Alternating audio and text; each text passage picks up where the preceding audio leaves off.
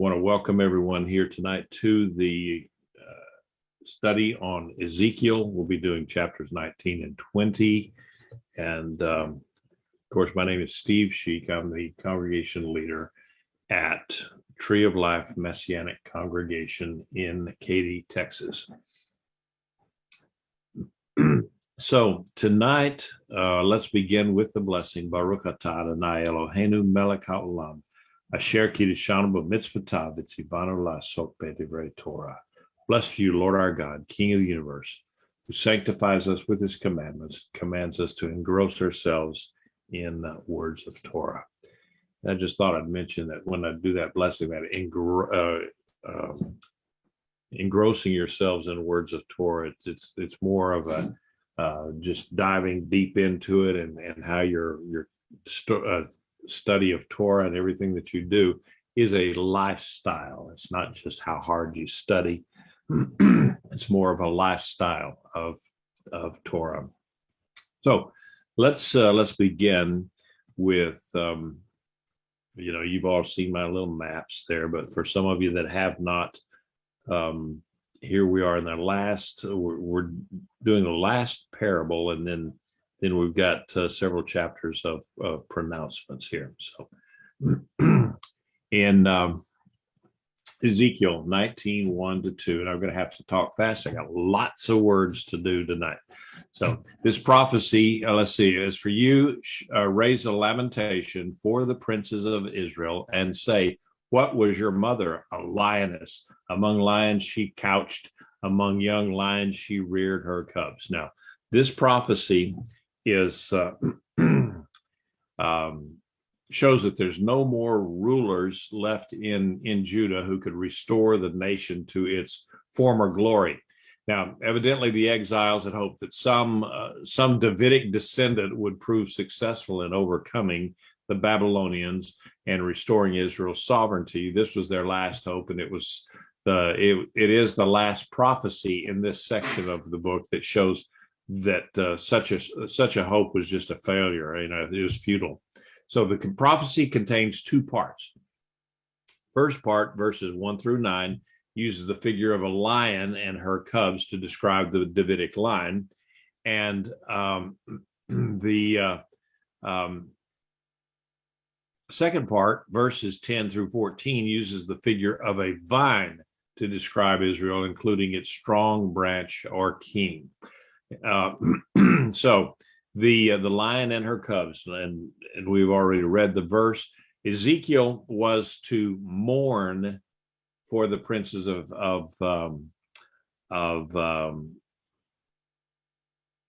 Israel. And this is the first of the five laments in Ezekiel. Laments usually utilize the word. It's a kinah is what the actual word in Hebrew for mourning is called kinah, and it's a rhythmic form in Hebrew. Now, when I look at it, I can hear a cant or a guy that really does this stuff well. You can hear it if you know that you're supposed to be looking for it. But if I tried to do it, you'd never be able to figure it out. But trust me, there's a rhythmic pattern in the Hebrew for the lament, and I would say it's kind of like it's a funeral dirge. That when we of songs, they'll go. It's like the what was the Volga Boatman, that operatic deal. Dun, dun, dun, dun, dun, dun, dun, dun. It's just kind of a slow, plodding form of the Hebrew. And so you can actually, in verse 2 there, you can see this rhythm. She lay down among the lions. She raised her cubs, and that's the kind of the way it came out in the Hebrew. It doesn't really do well in English. So anyway, that's what we have. We have these laments, and he uses the term princes instead of kings. Now, all of these guys have been kings of Judah, but now he's just calling them princes, which really just shows the diminished glory of the kings of Judah, and how that Israel and Judah is just not going to have that former glory under David and Solomon. So verse 2, the prophet compared the former Davidic kings of Judah to a lioness, and this is really a common symbol of rulers in the ancient Near East, and the Israelites used the figure for the Davidic kings, and even in Europe, remember the Richard the Lion-Hearted with the 3 lions on his shield. So the lion has always been a symbol of a king. So the lioness, in this case, a little strange twist on the gender there. The kings were called a lioness. They were responsible for producing and nurturing young lion cubs, the kings that followed in the Davidic line. So let's go ahead. Here's a little chart made up of the last 5 kings of Judah. And you got Josiah. He was a good king, but he got killed by the Pharaoh Necho at Megiddo. And so Necho then, because he won the battle, he chose, we'll get into it, but the next to succeed him was Jehoahaz. All right, now going ahead, verse 3. When he raised up one of her cubs, he became a young lion. When he learned to tear prey, he devoured people. When the nations heard about him, he was caught in their pit. They brought him with hooks to the land of Egypt. Now, there's one particular ruler in the Davidic line he became lion-like, and they can be very, very violent. He tore his prey and devoured people. When his neighbors heard about him, though, they captured him and brought him as a prisoner to Egypt. Now, this describes the character and the fate of King Jehoahaz, and he did evil in the Lord's sight, and basically he was very cruel and ruthless to his own people through oppression and injustice. You can read that in 2 Kings, the 23rd chapter, and so he only lasted in office, or his reign was only 3 months. In the year of 609 BC. And it was a violent and brutal period in Israel's history. Now, Pharaoh Necho had placed Jehoahaz on Judah's throne after Necho killed his father Josiah, and that was at Megiddo. And so by winning that battle, and he gained sovereignty over Judah. This whole area, it was always Judah was caught in the middle between the Assyrian and Babylonians and the people up there in Turkey area, Syria, Persia, that area, and then down in Egypt, there was always a battle over who was going to control the territory of Israel. And so this Jehoahaz, he just turned out to be such a stinker that he couldn't be controlled, and so the Pharaoh came and got him, captured him, brought him back to Egypt, where he died. Now the Judeans had hoped that Jehoahaz would return, even though he was ruthless. He was in the Davidic line, and they thought he was strong and could throw off the Babylonian threat. So verse 5 through 9 here. When she saw that she waited in vain, her hope was lost. So she took another cub and made him a young lion, and he prowled among the lions. He became a young lion, learned to catch prey, devoured men. He ravaged their widows and laid waste their cities. The land and all who were in it were terrified from its roaring. The nations gathered against him on every side, from the from the provinces. They spread their net over him. He was caught in their pit. They put him in a cage with hooks and brought him to the king of Babylon. They brought him in hunting nets. So his roar was no longer heard on the mountains of Israel. So with the death of this cub, the lioness took another of her offspring and made him dominant. And he gained his position among the other rulers of the area. And he was also violent and destructive like the first cub. And he so devastated his own people that the people in it despaired. I mean, they just thought, what have we done here? And his neighbors also trapped this lion, took him captive to Babylon, and that, of course, ended his reign. Now, this described the career of King Jehoichin, and who also ruled over Judah only 3 months in 598 to 597 BCE. Now, probably the writer omitted referring to Jehoiakim, the intervening king, because he was not taken into exile like Jehoahaz and Jehoiachin. There, other interpreters will think they believe that Jehoiakim is the person that's being talked about here. But the Babylonians captured Jehoiachin, took him into exile in 597, where he actually enjoyed relative freedom, but he was never allowed to come back and rule over Judah. All right. So, any comments or questions so far? Oh, that was the lions. All right. Now we're going to shift the picture just a little bit.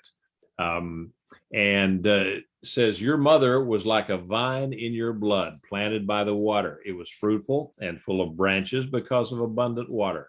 Its strong rods became rulers' scepters. Its height was exalted above the clouds. It was seen in its height with the mass of its branches. All right, so Ezekiel had changed the picture of the Davidic dynasty to that of a fruitful vine in a vineyard. Now, this vine was productive and it flourished because it enjoyed abundant resources, and the Davidic dynasty was like a fruitful vine among the other nations because God blessed it, and its branches were so strong that they proved usable as a scepter for the rulers. The vine became exceedingly large in the time frame, in the era of the greatest glory, and which was that was David and Solomon.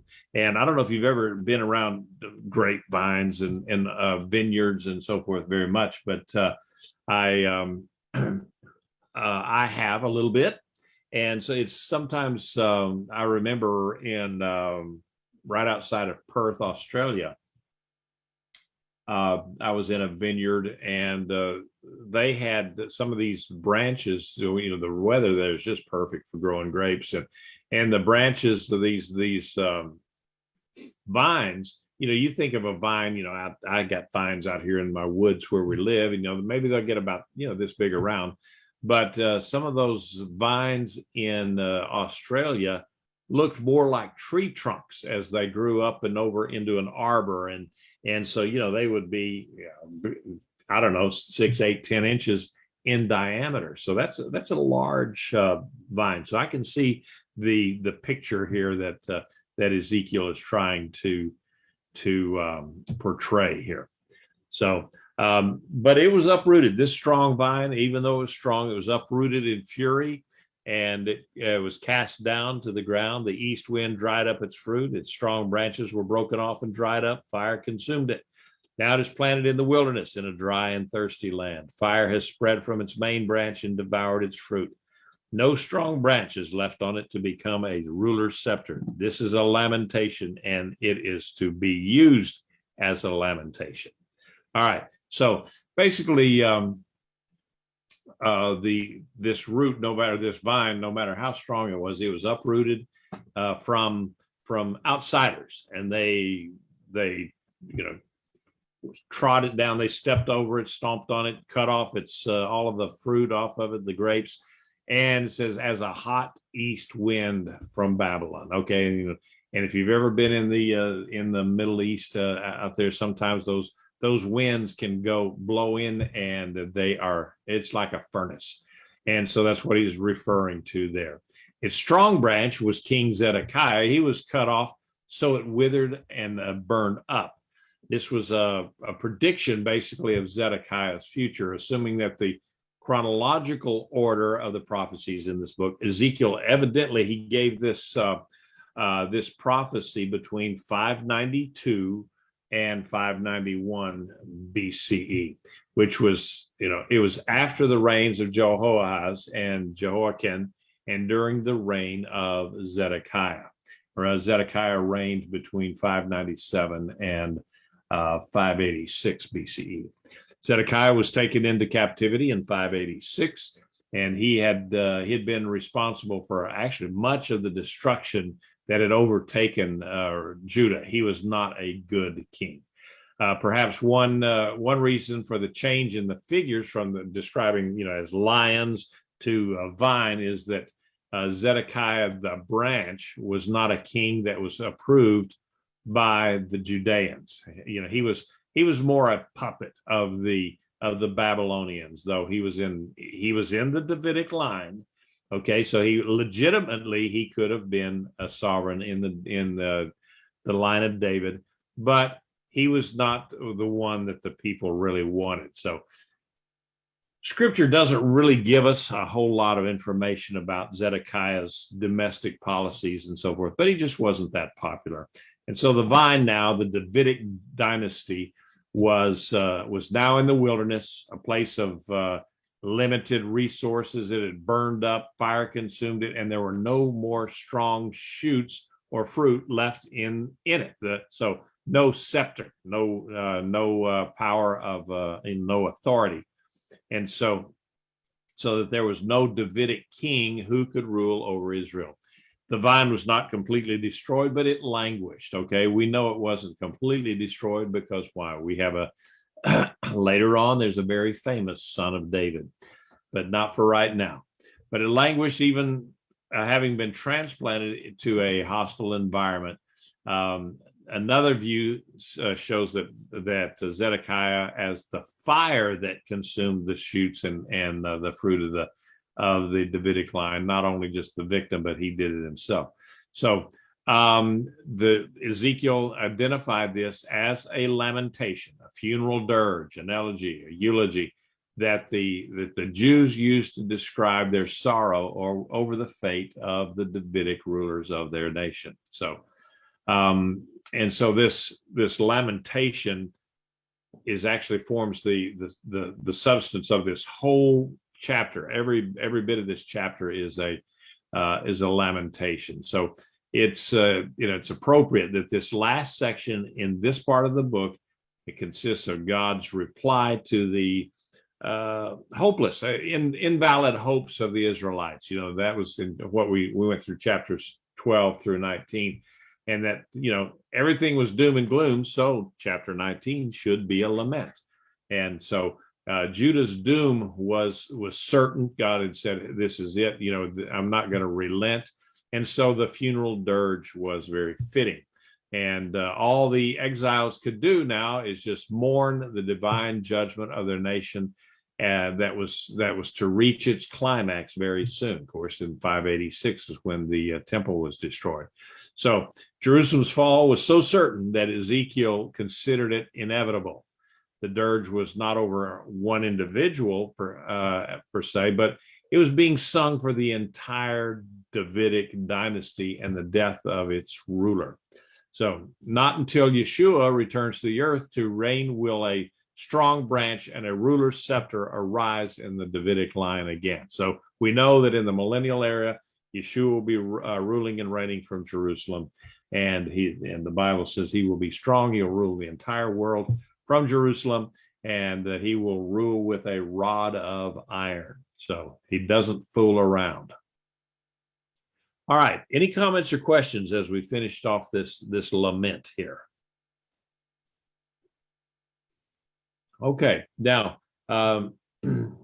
next we're going to go into chapter 20, and it's actually 4 chapters and we'll get into the other three in the coming weeks. But they outline the fall of Judah and Jerusalem. So let's go ahead and we'll read chapter 20, verse 1. On the 10th day of the 5th month of the 7th year, some of the elders of Israel came to seek Adonai. They sat before me. Now, okay, so certain elders, they came, they were the elders of the Jewish exiles. And some of these guys, we may even recognize their name. Maybe they were some of the prophets. We don't really know for sure, but we do know that the elders in Babylon eventually then came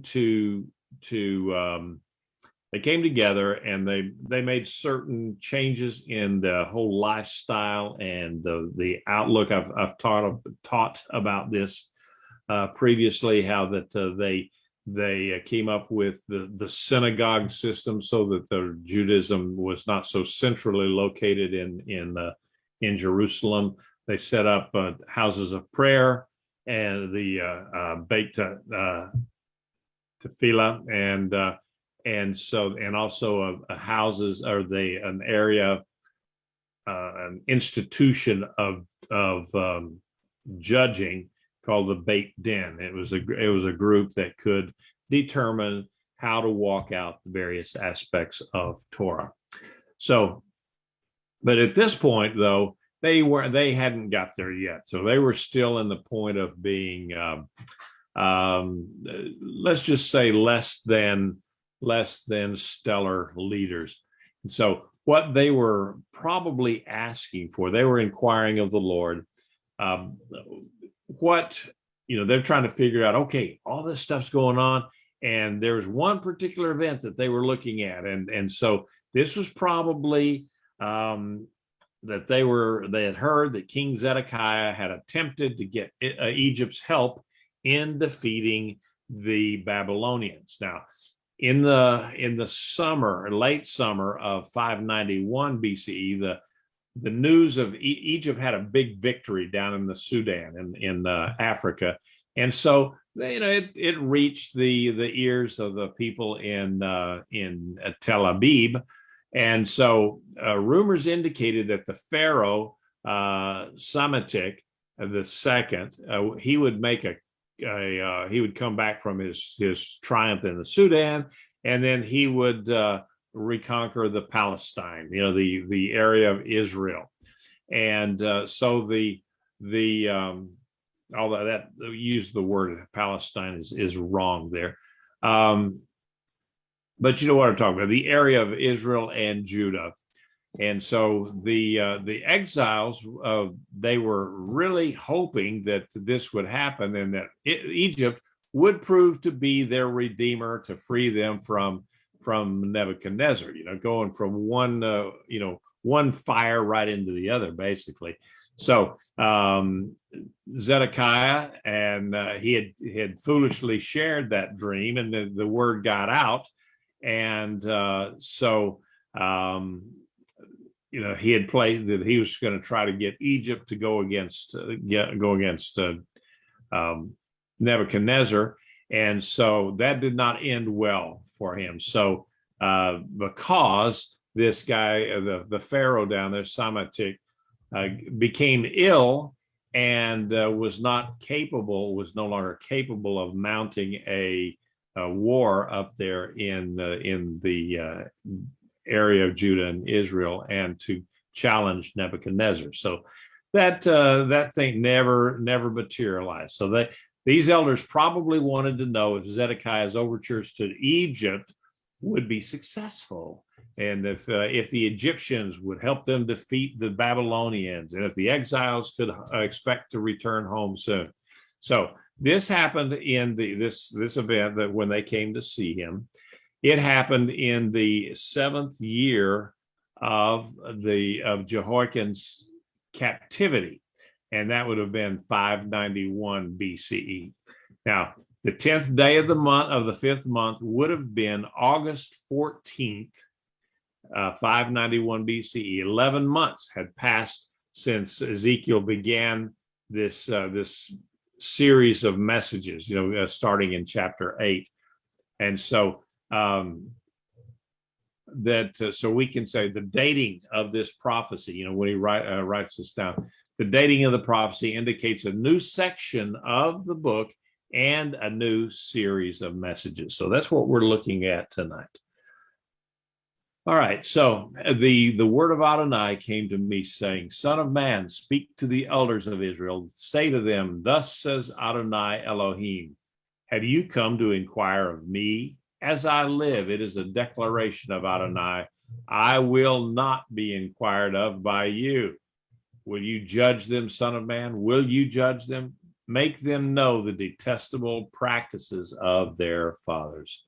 Now, so in response to this request by the elders, God gave the prophet a message for them. He says, I'm not answering their question. You tell them this, though. He told Ezekiel to say that he would not satisfy their curiosity about matters around them that that they were wanting to know.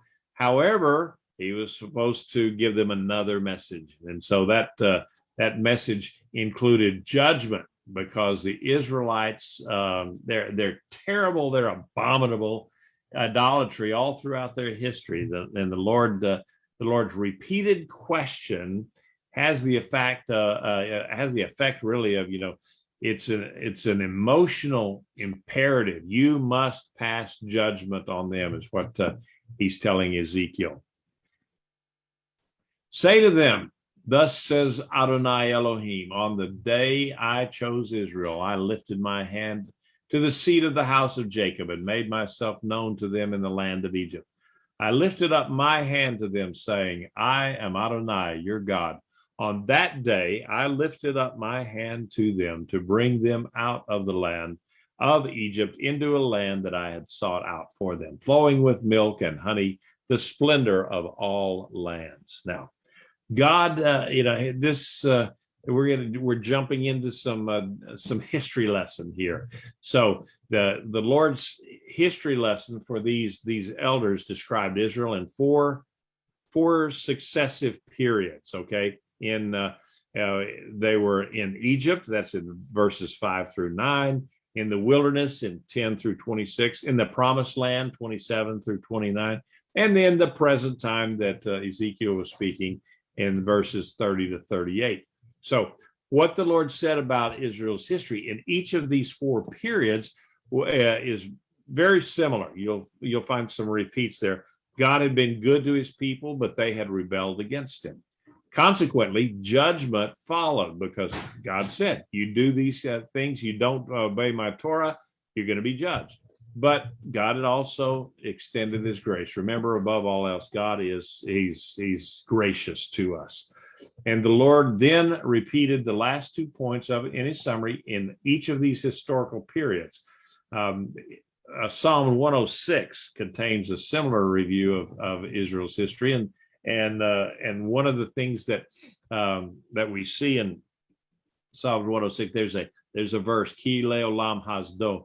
His goodness, his goodness is forever, basically. And so Ezekiel 16 and 23 both described Israel's history as a metaphor. So let's see. The Lord reminded these elders that he had chosen the Israelites, made himself known to them, made promises to them when they were slaves in Egypt. And so there was one commentator, a guy named Leslie Allen, that he said that this is Ezekiel's only reference to God's election of Israel. It's the only time that Ezekiel said something about God choosing Israel. And so the prophet began this historical review of Israel's history as a nation in Exodus, not with her early history as a family of Abraham in Genesis. So really, though, when you get right down to it, Israel did not become a nation until Mount Sinai, when God gave them his Torah, brought them out, and he said, okay, this is who you are. This is your constitution. This is what you are supposed to be, how you're supposed to be living. And at that point, they became the nation of Israel rather than just a collection of tribes. Now, were there some growth periods during that as the tribes and a little bit of competition amongst the tribes? Of course there was, but it takes a while. No nation is brought together in a day in perfect harmony. It takes a while to work things out. Okay, verses 7 to 9. I said to them, each of you must throw away every detestable thing from his eyes, and not defile yourself with the idols of Egypt. I am Adonai your God. But they rebelled against me and were unwilling to listen to me. None of them cast away the detestable things that were before their eyes, nor did they forsake the idols of Egypt. So I resolved to pour out my fury upon them, to expend my anger upon them in the midst of the land of Egypt. But I acted for the sake of my name, to keep it from being profaned in the eyes of the nations. Where in whose sight I made myself known to them, to bring them up out of the land of Egypt. Now, the Lord had told the Israelites to abandon these gods of Egypt, the detestable gods. I mean, they had some really, how could you make a god out of a frog, a toady frog, and or they had one that was flies, flies as a god, or the bull. Now the bull you can kind of sort of see, that's big and strong, but some of these other things that they made gods out of, Egyptians they had an amazing pantheon of little g gods, and the Israelites evidently bought into some of that. So God said, okay, I'm going to judge the people there in Egypt for their rebellion and their enslavement there. It was actually partially their judgment for their idolatry. So you don't think about that too very much, that they were just the poor victims, but no, they were actively participating in some of the wrong-headed theology of the Egyptians. And so God said, okay, you just stew there for a little while longer, even though it had already been forecast and prophesied how long they would be in Egypt. So now some commentators say that this reference that he's talking about is judging the Israelites at Mount Sinai because of the golden calf incident. But I think it's pretty clear that the Lord was referring to Israelites' idolatry in Egypt before the Exodus, which is not really truly. This is the only place that I know of in Scripture that talks about their unfaithfulness and their idolatry in Scripture while they were in Egypt. And you think back on it, you look back on it, and you think, well, you know what? These guys, when Moses came and said, the Lord God of Abraham, Isaac, and Jacob is going to do these things, and the Israelites just kind of said, meh, because they couldn't see him, they couldn't hold something in their hand, and so they were really kind of lethargic, or just not really. They were not all on board with Moses, and as a matter of fact, okay. So and it said that Israel had failed to sanctify the name of the Lord among the nations. So therefore, he was going to sanctify it himself by just showing what he could do. And God had already chosen Israel. So now he said, okay, even though you're not performing properly, you are, worshiping idols here in Egypt, I'm going to take you out of all of that, and I'm going to do it with a mighty hand, and the whole world will see what I am doing for my people. So, sometimes where he's talking about his name being profaned, a lot of time, when they talk about you should, the Ten Commandments, don't take the Lord's name in vain. That does not mean don't use curse words. Okay, that's not a good thing to do anywhere, curse words, and using God's name as a curse word, but that's not what it refers to. When it's talking about taking God's name in vain, that is where men they'll do things. Basically, what they'll say is, "Oh yes, I am a believer in the God of Abraham, Isaac, and Jacob," and then you go off and live like the devil, or the believer, the Christian that says, "Oh yes, I just love the Lord so much," and then don't look in on them on Tuesday night or Thursday night, or for goodness sake, on Saturday night when they're out in the local establishments raising Cain. So that is what is taking the name of the Lord in vain, is you profess a faith and adherence to God's word, and then you live something completely different. Okay, so that is the theology according to Sheik. Okay, that's what taking God's name in vain is. Any comments or questions before I go on? I'll give you a shot at give you a chance to shoot me down on that. No takers. All right, let's go ahead then. So verse 10, so I led them out from the land of Egypt and brought them into the wilderness. I gave them my laws, taught them my judgments, which if a man does, he will live by them. I also gave them my Shabbatot as a sign between me and them, so that they would know that I am Adonai who made them holy. All right, so the Lord, he led the Israelites out of Egypt into the wilderness. At Mount Sinai, he gave them the statutes, the ordinances, the constitution, if you would, that would result in their welfare if they obeyed. He says, you do all these things and you will be blessed beyond measure. And so what do we call that? We call that the Mosaic law or Torah. And he also gave them the Sabbath day. Okay, then that's a sign of the special relationship and blessing that they enjoyed because he had chosen them. Other nations, they didn't have a day off. You worked all the time. And but on this particular day, they made the day holy, set aside for the worship of the Lord. So in observing the Sabbath, the Israelites demonstrated their uniqueness among the nations and their sanctification unto the Lord, or they're set apart. They were set apart to the Lord. So the Sabbath was also a dual sign to the Israelites. It reminded them of God's creation of the whole universe and everything, and the creation of their nation. So it was the Shabbat, the Sabbath, was a central sign of the old covenant.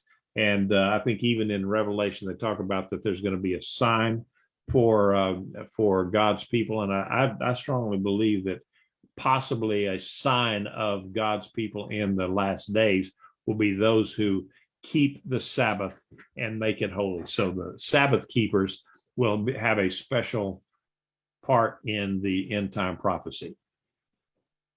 And so I forgot to roll the page there, but I think I gave, okay, that's all of it. All right, in verse 13. But the house of Israel rebelled against me in the wilderness. They did not walk in my statutes. They rejected my judgments, which if a man does, he will live by them. They greatly profaned my Shabbatot. Then I resolved to pour out my fury on them in the wilderness to consume them. But for the sake of my name, I did what would keep it from being profaned in the eyes of the nations in whose sight I had brought them out. So the Israelites rebelled against God, even in the wilderness. I mean, they had just seen all of this might and so forth at Mount Sinai, to where even the heavens, the earth shook, and it just scared the Israelites so much that they couldn't. They just, they couldn't even speak. And so they said, well, don't let God speak to us because it would kill us. He'd let him speak to Moses instead of directly to us. So they'd seen all that wonderful stuff, the cloud by day, the fire by night. And yet there they were. They rebelled against God and did not follow his instructions. And so they made the Sabbath just like any other day. It eventually just fell into nothingness. The Shemitah years, the 7-year sabbatical years, they never followed them. And so it was just they were just a mess. And so the Lord says, okay, I'm just going to wipe them out. And then he said, well, wait a minute. Okay, if I wipe them all, and then Moses reminded of him, if you wipe them out, then look at all these nations around here. And okay, did you say something? No. Okay. I thought I was getting some instructions here from my boss. And so Moses interceded for Israel and told him, said, look, what's it going to look like with all these other nations around here? And God said, well, yeah, you're right. Okay, I'm not going to wipe them out, but I sure want to. I sure would feel like it. And so he didn't do it. So he says, for his name's sake, that's one of the God's motives in dealing with humanity. It may mean not so much to men, but the name of the Lord is infinitely precious to him. Okay, so anyway, that's where God said, okay, just for my own reputation and my own name's sake, I will not kill all these guys. So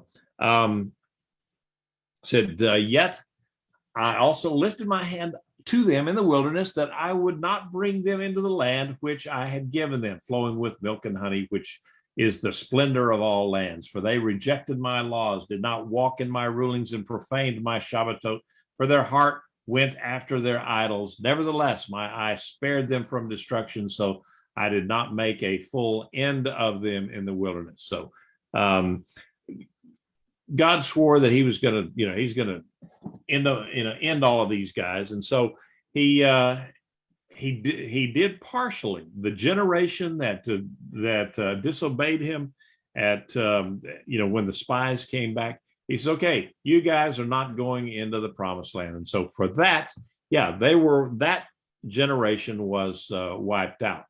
But so that generation did not enter into the promised land. So that part of his anger was true. All right. Then said, I said to their children in the wilderness, the second generation, do not walk in the statutes of your fathers. Do not keep their ordinances. Do not defile yourselves with their idols. I am Adonai your God. Walk in my statutes. Keep my ordinances and do them. Keep my Shabbatot holy, so they will be a sign between me and you, that you may know that I am Adonai your God. So the Lord instructed this younger generation of the children of the generation that was wiped out. And, these were the ones that were under the age of 20 at the time of the 12 spies coming back from the land. And so they had not reached majority age. So he was saying, do what is right before the Lord. Don't do like your fathers did. And so this was to ensure a right relationship between this generation number two and the Lord himself. So he says, okay, follow in my rules and in my statutes, in my commandments, and obey them, and everything is going to go just great for you. But okay, we know better. So, but the children of Israel rebelled against me. They did not walk in my statutes. They did not keep my ordinances to do them. If a man does, he will live by them. Third time he said that. But they profaned my Shabbatot. Then I resolved to pour out my fury on them, to expend my anger on them in the wilderness. Nevertheless, I held my hand. For the sake of my name, I did what would keep it from being profaned in the eyes of the nation in whose sight I had brought them out. I also lifted up my hand to them in the wilderness to scatter them among the nations and disperse them through the countries. For they had not obeyed my ordinances, but had rejected my statutes and profaned my Shabbatot. Their eyes went after their fathers' idols. So, all right. So this second generation, they also rebelled against the Lord as their fathers did and had done so. And so God says, okay, I'm going to punish them. But then again, he withheld punishment for the sake of his own reputation among the nations, because he didn't want the rest of the world to say that he was treating his own people poorly. And so there again, he says, I would have scattered them right there, just made a big diaspora right there. But no, okay, I had mercy on them, and they actually eventually did go in and take the land. So verse 25, I also gave them statutes that were not good, ordinances by which they could not live. I let them become polluted in their own gifts when they offered up all that opened the womb to pass through the fire, so I might make them desolate, so that they would know that I am Adonai. Okay, this is the wording here is not real clear to the modern reader. So the Lord gave them statutes that were not good for them, in the sense that he allowed them to actually choose. He gave them free will, gave them the ability to choose to live by God's rules or however they wanted to. And so what did they choose? They did not choose God's rules, and that caused them misery and death. He also gave them ordinances that were too difficult for them to keep, in that he did not lighten the burden of responsibility that the Mosaic law imposed. He says, well, okay. He didn't say, yeah, it's okay. Now, you've had a hard 40 years in the wilderness, so we'll just let that part slide. No, he said, no, this is the rule, and this is the way it's going to be. So the children of Israel then, they sacrificed their own children in the fires of Molech. I've posted these pictures before of the statue of Molech, where they put a baby right in the fire, in the flames of this idol, until where the baby is burned alive before the parents. And so they did that. And so what did they lose? Of course, they lost their children that way. So the Lord had commanded that they were to offer their firstborn to him in dedication, or to redeem those children. That's the Pidyon Haben. It's the idea of redeeming the firstborn. And we still have some people that follow that today. When they have their firstborn child, they will go to a rabbi or something and give them an amount of money. And you say, okay, I'm offering up this child to the Lord for his service. But here is some money so I can have my son back. And so then the rabbi will take that money, and he says, okay, I recognize that you're wanting to give your son to the Lord, but you're also, don't want him to become a Levite, because it's impossible now. But anyway, that, here, I'm going to give you your money back, but put it in a savings account for when he goes to college. Okay, so that's the way it's done today, if it's done at all, in redeeming the firstborn. So God had not told them to offer up their children as burnt offerings. Nowhere did he ever say that. And so Ezekiel seems to be, he's countering this idea that God had commanded them to dedicate their firstborn to him, with a child sacrifice. Of course, he didn't do that. And so verse 25, depending on how you look at it, it says, I gave them statutes that were not good, ordinances by which they could not live. That may be the statement of the people that's saying it. He gave us these ordinances that we can't do, and then Ezekiel then rebutted that with, that's not what he did. So anyway, the sacrifice that was understood by Israel's pagan neighbors was a way of giving desirable things to their little g gods. And so how about really impressing a God with your dedication and sincerity by what? Sending that God more something more precious to you than anything else, your own firstborn child. What? And so they were thinking that they could gain a lifetime of favor with the gods in doing this way. So bad news being the firstborn child.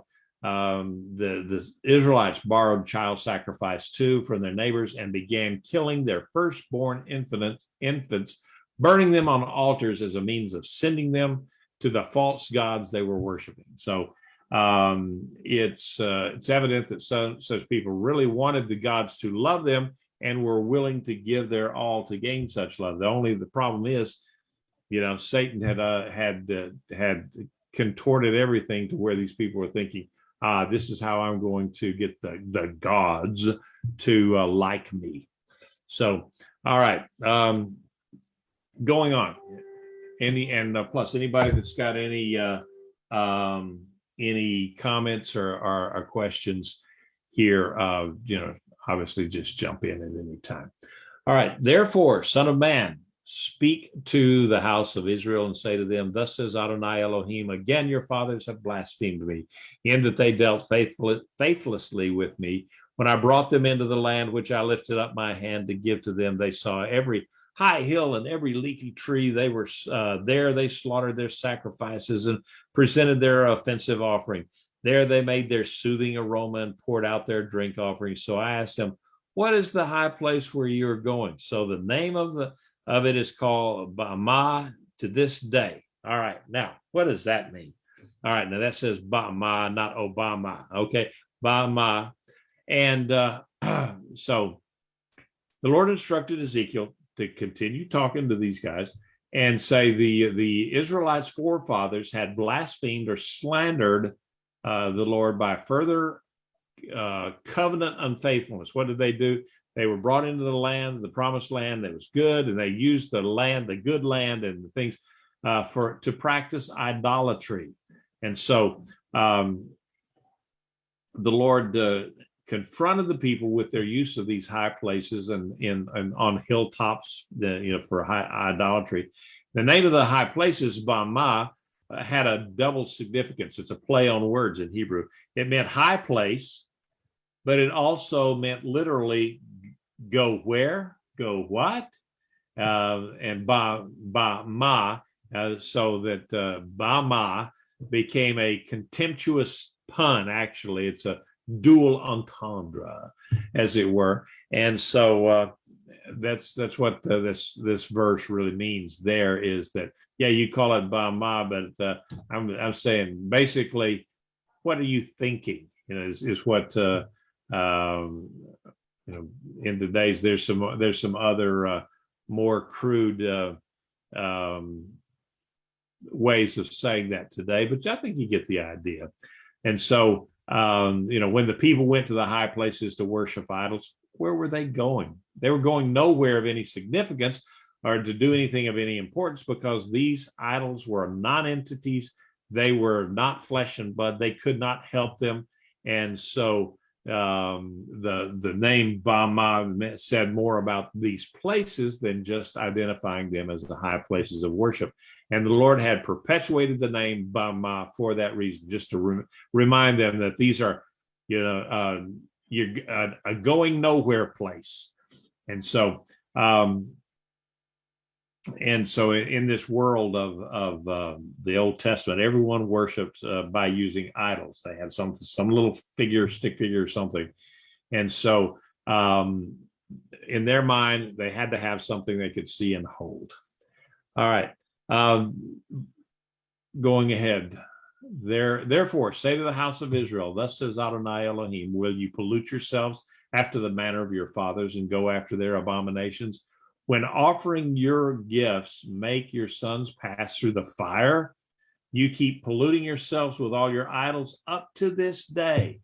So should I be inquired of you, house of Israel? As I live, it is a declaration of Adonai, I will not be inquired of by you. So Ezekiel, he was supposed to ask these hearers if they planned on defiling themselves and to prostitute themselves to the things that the Lord detested, just like their ancestors had done. Here they are in punishment. They're in exile. Are you going to continue to do this stuff? And so they had been defiling themselves with a child sacrifice. And so because of this, the Lord says, I'm not answering any of your questions. No, I'm not going to tell you anything other than judgment. And so it goes ahead. What comes up in your mind will not happen at all when you say, let us be like the nations, like the families of the countries worshiping wood and stone. As I live, it is a declaration of Adonai. Surely, with a mighty hand, with an outstretched arm, and the fury poured out, I will be king over you. I will bring you out from the peoples and gather you out of the countries where you're scattered. With a mighty hand and outstretched arm, with fury poured out, I will bring you into the wilderness of the peoples. I will judge you there face to face. Okay, so we got a little different kind of exile coming up here. The wilderness, a wilderness experience. So the Lord says, I'm not going to allow you to do this again and become idolaters and swear to some sovereignty or allegiance to some wood or stick or something. And so he would regather them to the land, to their own land from the distant nations where he had scattered them. Now, this outstretched arm and mighty hand, outstretched arm, very reminiscent of coming out of Egypt. Same wording. And so here we got a second Exodus in view. He would bring them actually into another type of wilderness. He would bring the people into a wilderness, not of the desert, but a wilderness of people. And there he would personally judge them. This is probably, possibly, I don't want to say probably, but possibly refers to the present day worldwide dispersion of the Jews that began in AD 70. Really took up, got accelerated in AD 135. And so then, the Jews are scattered everywhere. And there's probably not a corner of this earth where you don't find somewhere a son of Abraham, Isaac, and Jacob.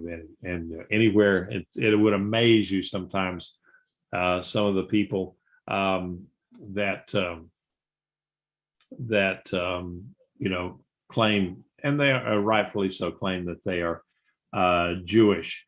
And even from in the tribes of Africa, we have one dear young man in our congregation, Tree of Life, who was from the Igbo tribe in Nigeria.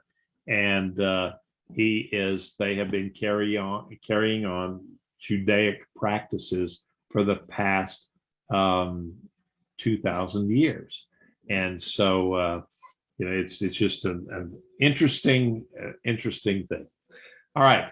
Just as I judged your fathers in the wilderness of the land of Egypt, so I will judge you. It is a declaration of Adonai. I will make you pass under the rod and bring you into the bond of the covenant. I will purge out the rebels from among you and those who transgress against me. I will bring them out from the land where they dwell, but they will not enter the land of Israel. So you will know I am Adonai. Okay, now Israel would be judged. Okay, the Lord judged the fathers in the wilderness. He would judge the children of his people. He would discipline them to sanctify them, set them apart. And so it was customary for shepherds to count sheep as they passed under their staff that they held over the doorway of the sheepfold. Okay, so that's that reference to the under the rod. So it was the reference to those who pass under my rod was first an allusion to the tithe. That's in Leviticus 27. So that every 10th animal that passed under the rod was separated and declared to be holy to the Lord. The purification. Yes, sir. Yes, sir. Also, I understand that when they passed under the rod, the sheep were not just counted by the shepherd, but they were also inspected by the shepherd. They came under the close scrutiny of the shepherd's watchful eye. He was looking for not like an insect infestation in their nostrils or their ears. He was looking for wounds that had festered or abscessed that needed to be treated and cleansed and healed up. And it's the same for us as we pass under the rod. Our good shepherd wants us to be closely examined by him so that he can cleanse us and heal us and seal us. Right. Good point there, Rich. I think that's a excellent point, that it is a time, and that's what God was talking about here, is disciplining his people so as to purify them and make them holy unto himself. And, if they counted out that every 10th one, and what happens if the 10th one was not faultless, they could not be used as a sacrifice, they would have to find another one.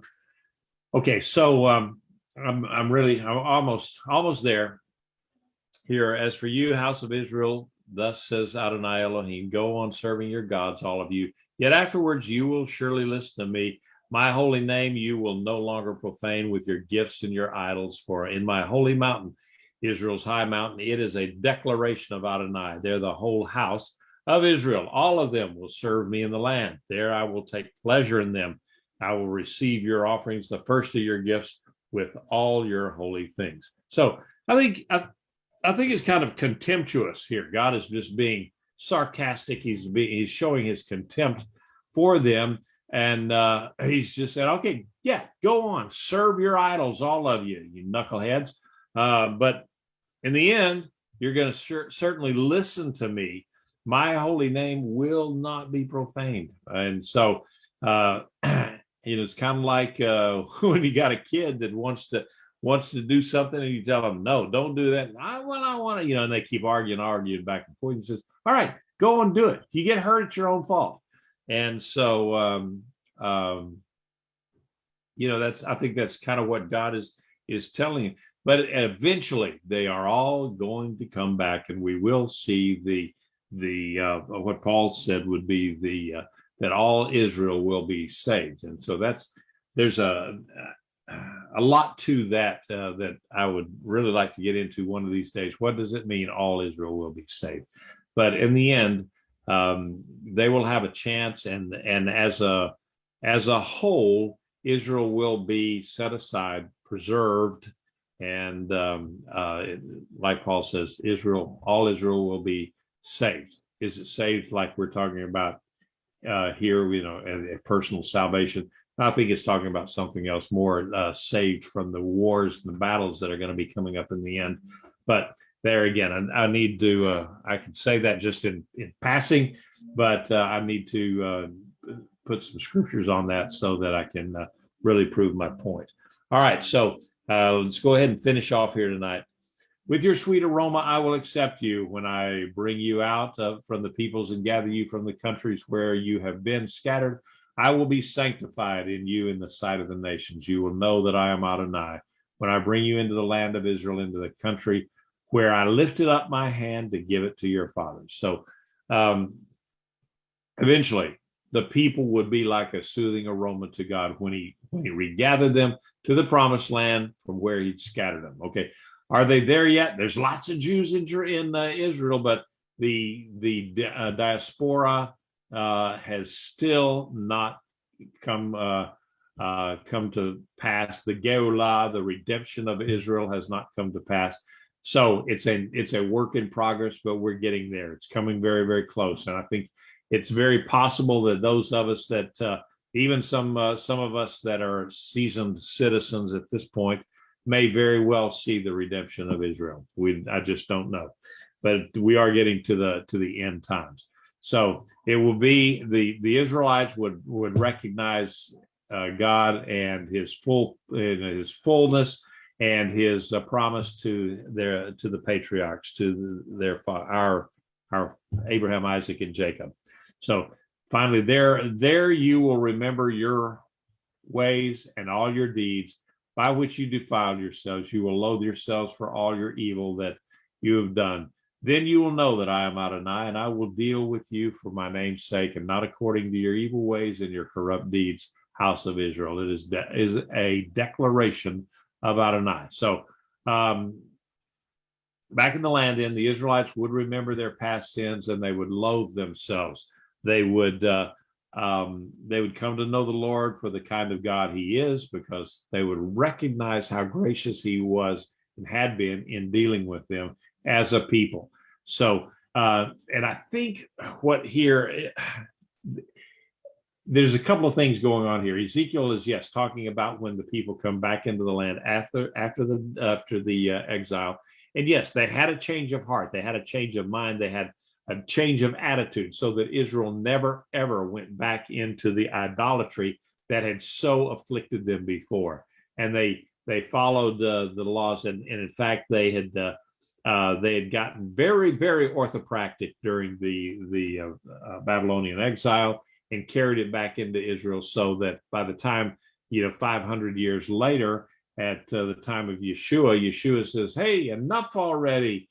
You've made this stuff so hard for the people, they can't follow it anymore." And that's what he said, "Come, my yoke is easy and my burden is light," meaning, okay, all these fences around the fences and around the fences, oh, you don't need to be doing that. All of those things, just follow the law as it's written. And then he gave us some ways of looking at it. So did Yeshua build fences around the law? Yes, he did, but it was not an onerous fence. I mean, for instance, he said, the Bible says, "Don't commit adultery." He says, "Yeah, but I'm telling you, you go out there and you look at a woman and you obsess over her and so forth. Well, you committed adultery in your heart." I said, so don't do that. Or if you hate your brother, you've already murdered him in your heart. Don't do that. And he's giving us more of a spirit of the law rather than just the letter of the law. The letter is very important, but it's also the spirit of the law too that's important. So, all right, that pretty much finishes out what I was going to say today. Ezekiel was also talking about, I think, a future era when the people of Israel, the Jewish people, actually come back even in greater numbers than they are today in the millennial reign, when Yeshua then is going to be ruling and reigning from Jerusalem. And that's when the Jewish people will come into their fullness. And I think also the Gentile believers who are grafted in will also come into their fullness. Okay. All right. That's it. Any comments or questions that we may have tonight? Okay, let me close off and say Lila Tov and Shavua Tov. I'm going to cut off the recordings on the live